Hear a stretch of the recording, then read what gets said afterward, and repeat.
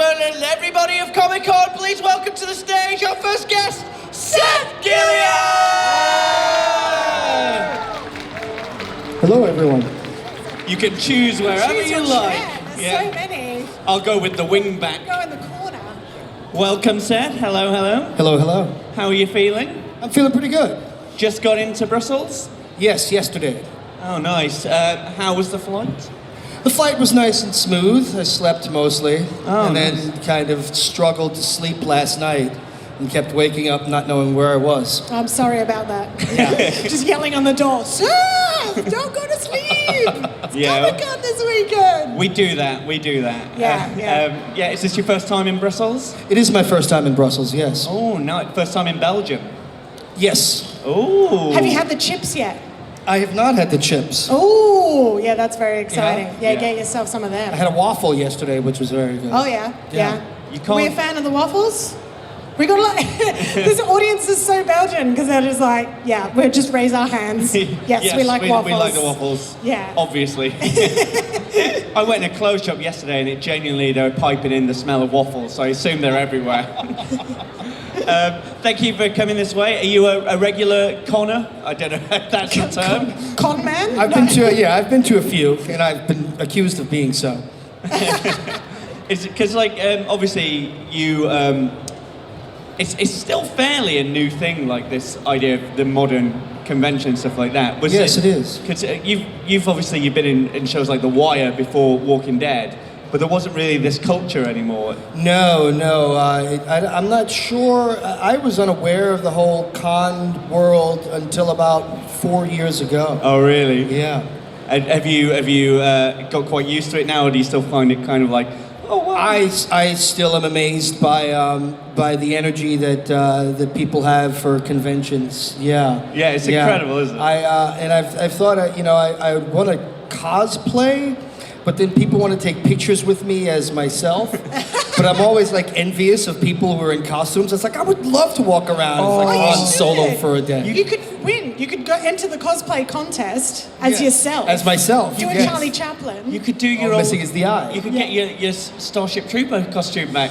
I actually, I was at a convention in Dublin, and a guy who bought my costume from the movie set showed up and asked me to sign it, and I put it on for the first time in like 25 years, and it still fit. Oh, that's pretty cool. Yeah, that's you don't want to put it on, and amazing. you're like, oh, this is a lot tighter than I remember. Yeah.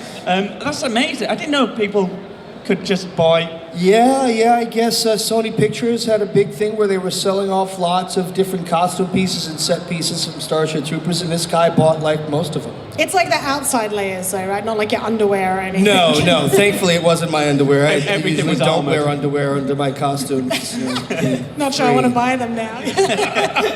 Has anyone come up to you dressed as someone from The Wire? Yeah. Really? Someone did come up dressed as a Herkin Carver once at a thing, which was kind of interesting. He had the sergeant's badge, and he was doing the thing, and he had the T-shirt and the whole shebang. Wow. It looked pretty good. Yeah. Did you recognise it straight away? I recognized him right off the bat. So I think that'd be the worst one if someone came up to you dressed as something you've been in, like, eh? I don't see it. What's your name? Or worse, if you're like, that's an amazing Walking Dead costume, and they're like, I'm not in costume. I'm actually a priest. I'm just really tired. Or injured. I mean, for a zombie, not someone dressed as you. No. You don't look tired. You look amazing. Thank you. Yeah. Makeup. Have you had people come up to you dressed as you? Twice. There aren't many Father Gabriel cosplayers I've seen, and it's probably because he doesn't kill a lot, so there aren't a lot of accessories to wear. It's just a simple suit. You say that, but I'm a huge Walking Dead fan. Gabriel has got a lot more badass over the last few seasons. Gabriel has gotten a little tougher and rougher. Yes. It's like we are going to talk a lot about it. We like to warm you in, and then I'm like, and here's me nerding out.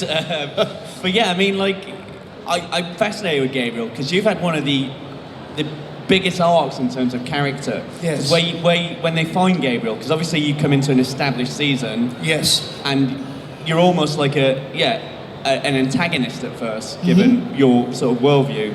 Do you find it weird to look back where you started on The Walking Dead in that character and where you're at now? It is a little strange. I did not think that Father Gabriel, I didn't read the comics, so I didn't know what his arc was or anything else like that. But I didn't think he would last more than 3 episodes. Oh, really? I thought if ever there was Walker bait, it was Father Gabriel. I thought that he was actually going to be a device to get someone else killed. Someone else that we love, trying to protect this priest. So it's all been pretty exciting. Did the other person get killed? No, the other person didn't get killed. I thought that Tyrese, for some reason I had this whole storyline in my head that Father Gabriel would be trapped by walkers and that Tyrese would come in to save him and kill them all off and secretly be bitten. And then, you exchange one black guy for another. You're basically writing your own fan fiction? Yes, and it was really good too. I should probably put it down on paper. Yeah. I've submitted several scripts. Just have a spin-off where that moment happens and then you have a whole different universe. Yes, a whole different thing. Yeah. On AMC2, we have The Adventures of Father Gabriel. Walking Dead in Infinity Worlds would be incredible. That would be an incredible spin-off. Imagine that, just one season, they're like, we're going to try something different. It's like, boom. Oh, I'm from a different universe. Yeah, What? cool. I'd watch that so badly. Were you a fan before you got into it? No, I am pretty squeamish, so I don't really watch things that have a lot of blood or gore or horror in them. I'm a science fiction fan, mostly. Nice. So I like my stories to take place in outer space or time jump type of things, alternate universes. So I didn't watch The Walking Dead because I didn't have the stomach for it. Oh, really? Has that changed since you started doing it now? Because you must be around a lot of prosthetics and things like that. Yes, it's now that you see how how the hot dog is made, it's a whole different story. Yeah, it's a completely fake hot dog as well. Yeah. But I mean, the Walking Dead especially, their prosthetics department, it's always been good, but there's always, at the beginning of every season, there's always one zombie where you go, that's what those guys have been doing this time. And like, Greg Nicotero and his team do a fantastic job coming up with the most bizarre type of walkers that you can find. We've got like grass and mold growing out of them because they were like killed in a swamp or something like that. It's really cool. It's very imaginative and creative. If your character could get wounded in a particular way, what in terms of prosthetic that you would like to wear or have applied, what would you want? Oh my! If I were to be wounded in some way. Well, Aaron's already got that really cool arm. Yeah. Because that arm, I'm kind of envious of, the whole mechanical arm. Kind of a that you can steampunk one, isn't switch it? out, yes. Yeah. It is very steampunk. I don't know, I'm envious of Aaron's arm. Yeah. Yeah. You could get one as well and you fight over it. You can arm maybe wrestle. coming out of my shoulder. So Yes, just an extra one. Yeah. One of those horrible moments now where somehow the writers hear this and go, hey, Seth, we got your Seth, present. you had a fantastic idea. You can have an arm coming out of your forehead. Actually, if you could have an accessory that cosplayers would want to carry, like a really obvious one, what would you want to go with? Nunchucks with blades on the end of them. Oh, that's awesome! That'd be really All cool. right. Yeah, we need to make that happen. I'd love that to be your character's weapon, but there's an episode where you're learning them and you're just Nicking up my back, yeah. cutting my face. Or you come in and you've already got scars and everyone's like, it's a big thing, like, how did he get his scars? Right. Those nunchucks are so Right, what's cool. the backstory behind the scars? Yeah. Cut to Father Gabriel. Seriously, like, I think we've nailed 2 or 3 seasons already. There we go. Yeah. I would watch your spin-off. Yeah. Yeah. Going back to when I say like prosthetics and stuff, has it got annoying wearing the eye yet? No, I have a lens technician named Justin, and she babies me, so I love getting the eye put in. She speaks in soft, dulcet tones, and she has to put drops in it every 15 or 20 minutes, or else it sticks to my eyeball. Yeah, I was gonna say. And so she comes over, and she's all very soft. And how's it feeling now, baby? Is it good? It's okay. And lean your head back and open for me. Just so you know, there's children in the audience. Yes, no, it's fantastic. Doesn't get X-rated.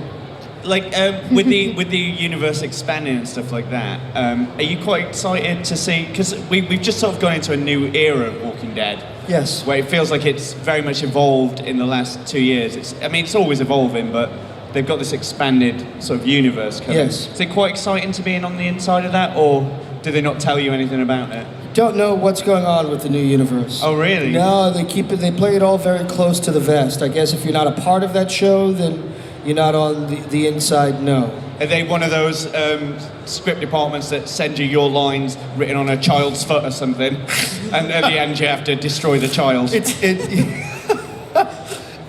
It's not quite that serious, but it's close. I know how movies work. Going back to the sci-fi thing before we open it out to the audience, we will let you ask questions. You say you're a big sci-fi fan? Always curious when we find someone who's in things who's a fan. What were your big shows or your big movies that you love or loved? I grew up watching Buck Rogers in the 21st Century and Flash. Oh, nice. Flash Gordon. I'm old, so I watched a lot But those are timeless. Yes, they are timeless. Yeah. Do you do a Watched good a lot of 70s. Beady Buck. Yeah, everyone who watched Buck Rogers loves it. Yeah, Buck Rogers. I also was a big Star Wars fan. The original Star Wars came out, not the latest versions of it. It's kind of hard to keep up with who's what. Do you, because obviously a lot of people come to conventions to sort of see their heroes and their people they grew watching up. Because you're a science fiction fan, do you ever go into a green room or something and go, oh my God? I have a couple of times, and I've embarrassed myself fanboying when you're not supposed to be fanboying in the green room. It's supposed to be a safe space. It's not if I'm there. Yeah. I want to know who, but I'm just going to guess now. It's me, isn't it? It's me. Of course it is. Yeah, I knew it. Yeah, it's okay. Oh, amazing. I guess you're not allowed to say, but because The Walking Dead, does that take up a lot of your working time then? Is it? It's 7 months to shoot a season, and we get 5 months off. And the 5 months that we get off are during the holiday season, so there's not really much else I can do work-wise. I was going to say, because it's always one of those, I imagine for an actor, when you become such a loved character in such a big show, like, do you have that in the back of your head where you're like, when you do have time off, you go, oh, I should be working, or are you one of those people that's able to just, like, relax? No, I always feel like, I should be working on different characters and trying to keep myself fresh and keep myself interested in acting. Well, you did something, you did a theatre show a couple of years ago, didn't you? I did a play last year. I try to do theater when I'm off. It's kind of tough because of the schedule, as I mentioned.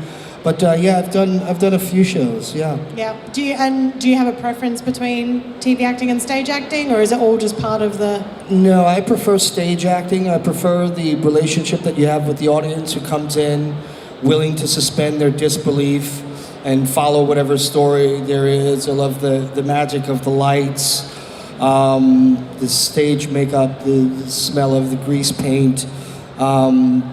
I love the anything could happen, if you forget your line, how do you stay on track with what the story is and who the character is. I love the way it changes nightly depending on what the audience is and depending on what your state of being is for that day. It's not even a question in my mind. Is there a character you've always wanted to play on the stage? I'm almost old enough to do Who's Afraid of Virginia Woolf, which was one of my favorite plays, to play George in Who's Afraid of Virginia Woolf, yes. Wow. There's a very, I'm almost old enough. I can play a very big rage. It's great. Yeah. Keep my options there. Yeah. Someone write a sci-fi version of that. And I'm all over it. Yeah, excellent. Yeah. We'll cast it. Who's Afraid of Lord Virginia Woolf in space? Well, speaking of audience interaction, we will get going. Questions. Oh, we've got a little Judith Grimes already. Oh. Hello. Do you want me to? I'm on this side. Yep. Okay. It's so adorable. If anyone can't see, we have a tiny Judith Grimes. It's incredible. Do you think she looks like Judith Grimes? Yes, she does. She does look like Judith Grimes. And so does everyone come out of the cave alive? Or you can't say? Oh, does everyone come out of the cave alive? No, everyone gets killed and a whole new cast of characters come. Yeah. Yes, the first to die is Daryl. It's a horrible death. No, I can't. Just a bunch of women going, "No!" and quite a few men. No, you'll find out in what day or two? I think it's coming back on, right? Yeah, very soon. I'm very excited. Can I ask Judith a question? Have you ever shot a zombie?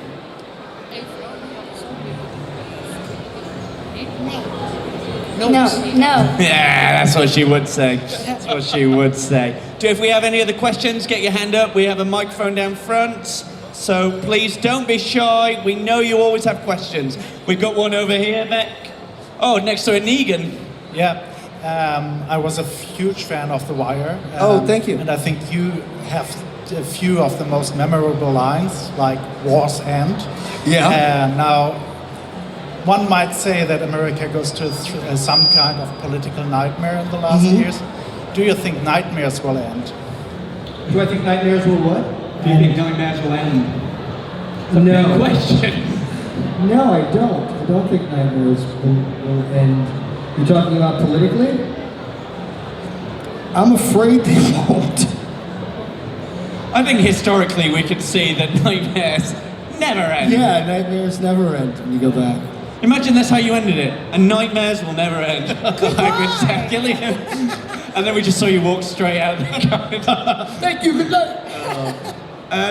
Do you, when you're in a show like The Wire, do you find that people assume you have opinions of your character and things like that? I haven't really found that with The Wire. I find that mostly people are very reverential of the show and really appreciate the authenticity of it and don't have many questions. They mostly just want to recite lines with me. That I get a lot of, "Hey, shitbird," which is funny. And it's great if someone you're with doesn't have the context. Yes. What? What are you talking Why about? does everyone hate you? Wait, what? How long were you filming The Wire for?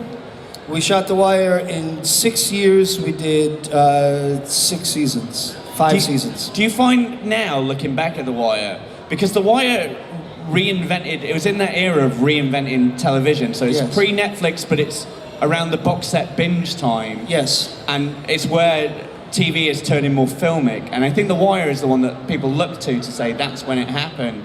Did you get that sense when you were shooting it, or was that something you saw afterwards? I think we were unaware of the scope of the show when we were shooting it. We didn't have a lot of people watching it when it was actually on air. Oh, really? Yeah, we would average about 2.5 million viewers a week. 'Cause everyone was talking about it. Yeah, everyone has kind of come to the show since it went off the air.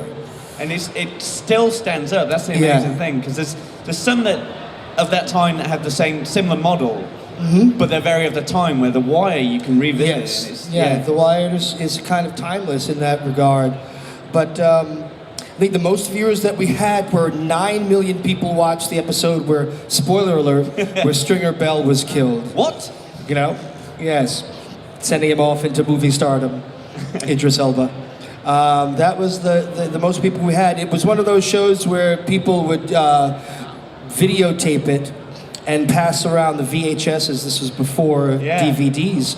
And you had to videotape things and pass it around. So it was the kind of show where people came to it late and then wanted to go back and revisit it. It was one of the first shows I remember. It was this and Lost and a few others, where fandom started to move properly online with debate.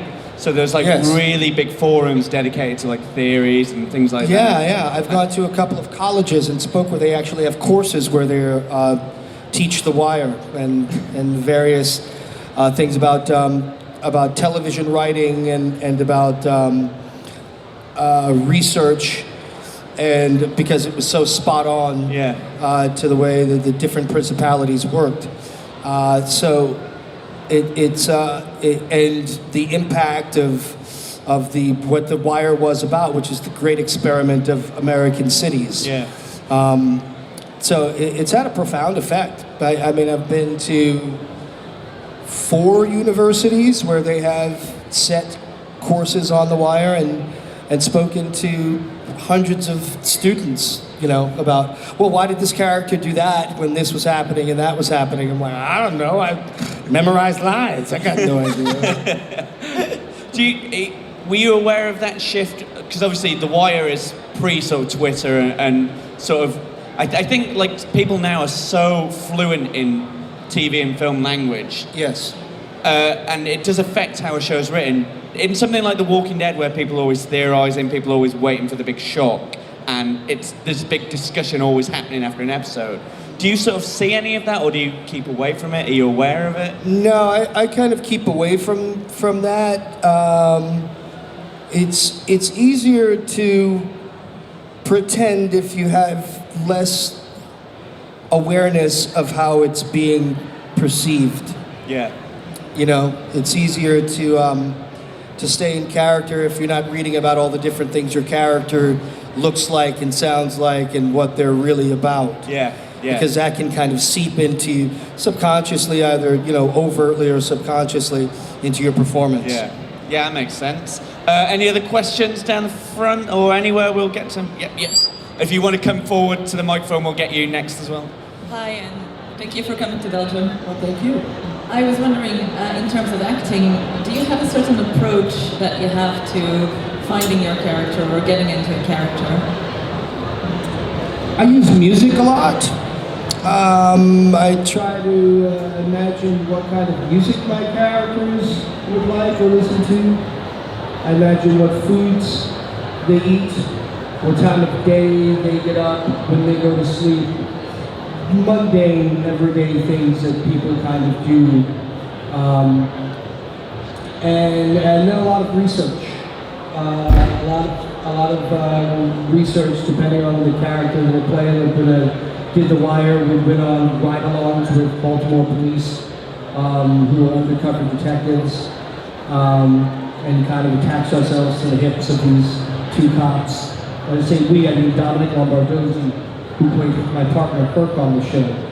And for Father Gabriel, I went to, as I said, I hadn't read the comics, so I didn't know what denomination of priest he was, so I went to 4 different churches to see the different ways in which the reverends or the priests related to their congregation. And then it's just about trying to make it sound real. Those churches must have been so excited.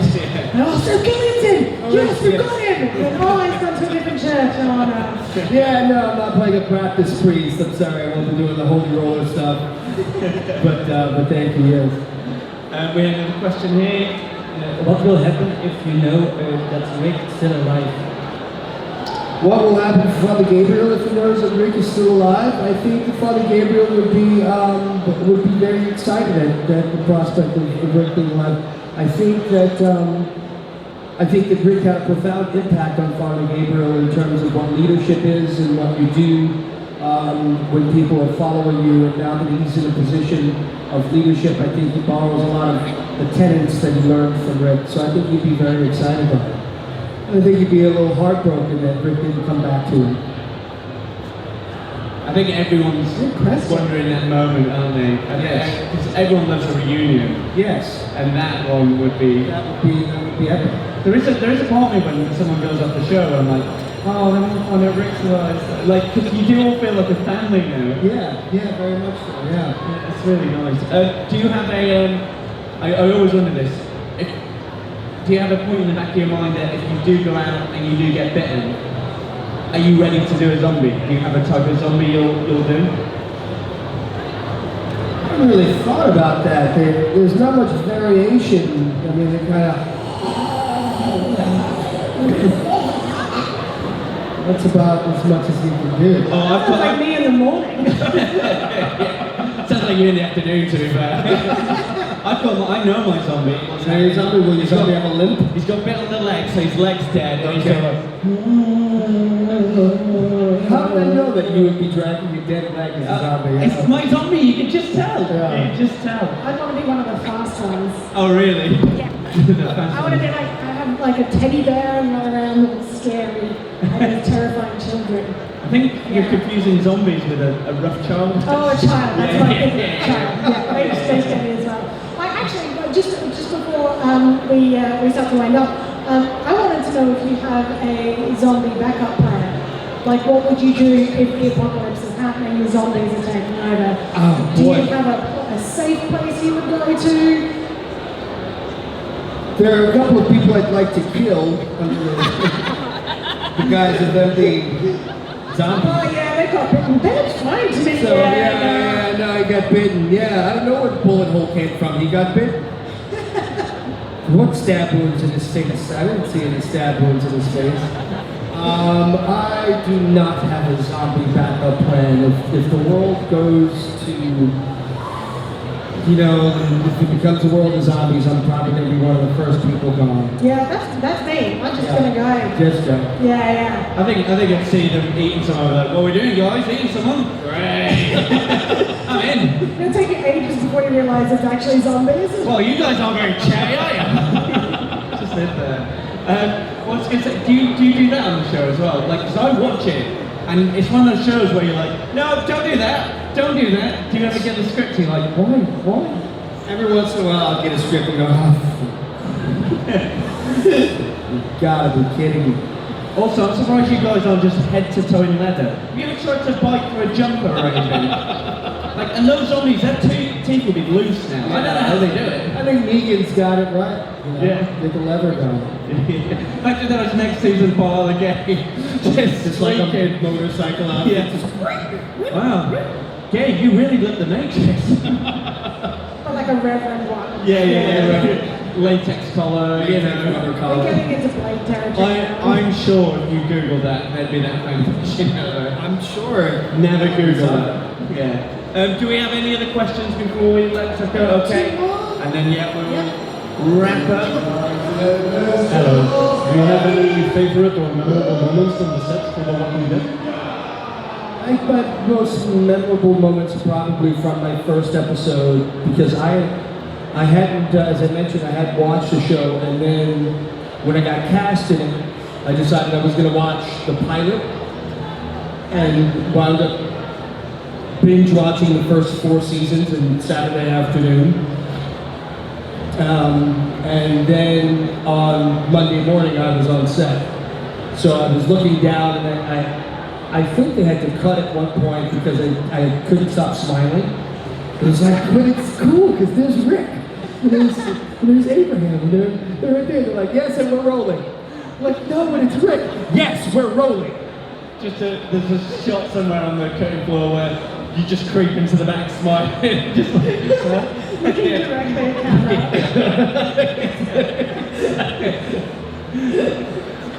We had another question.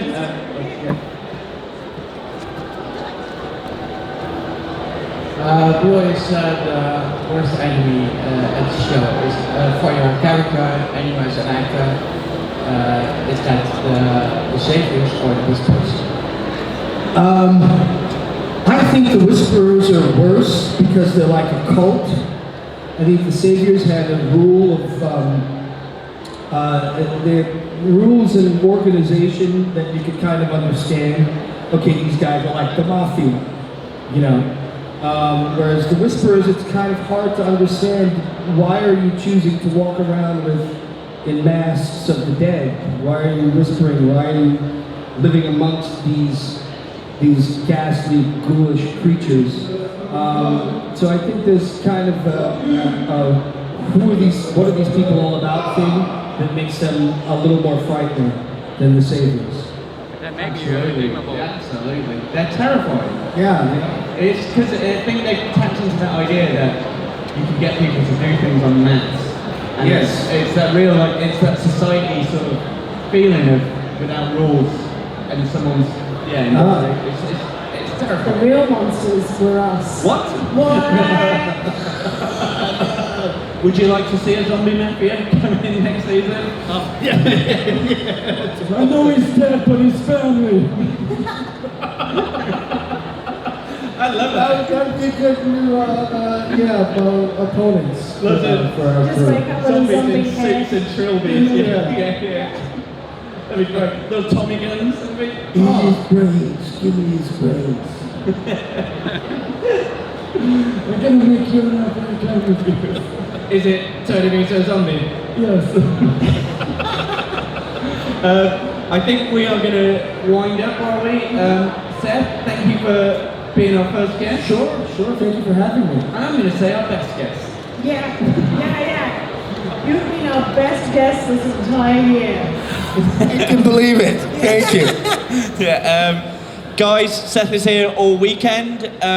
Please go see him. Please. Dress up as him. He loves it. Don't dress up as a character. Dress up in what he's wearing now. Yeah. Yeah. Just more and more of you slowly through the day until it's a John Malkovich moment. I went in Seth that Gilliam. cupboard last night and did I come out?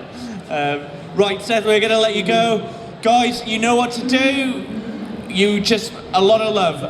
Everybody, Seth Gilliam! Thank you all. Thanks very much, and thanks for coming out to the convention. We're going to get a quick photo, so you're going to all pull photos in the background. We're going to try and do this for everyone. So when you see the camera, go crazy.